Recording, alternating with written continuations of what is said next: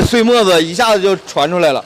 16年的途胜啊，行驶了10万公里，这个车来前是什么问题啊？启动的一瞬间，哐一下子，比大众那个羊叫声啊还明显。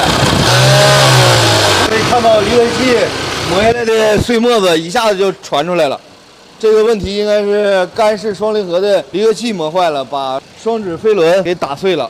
变速箱抬下来，离合器薅出来，这一轴承拿下来，波叉一会儿拆下来。看到这个离合器啊，这个离合器的爪子已经被磨没了，磨出了很深一条沟。主要是这个飞轮盘啊，它卡死了。可以看一下子，这中间那个双指飞轮它已经烧紫了，都退火了。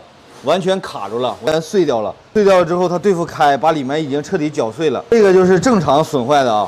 正常损坏的话，它这个会有一个很大的摆动量间隙。等到它里面完全碎了之后，它已经摆到头了，就直接卡死在里面了。经过我们仔细的分析啊，可以看到这里分离轴承架的这个爪子已经完全卡的碎掉，连转之后它偏心就把这里磨坏了。明显看到它不平。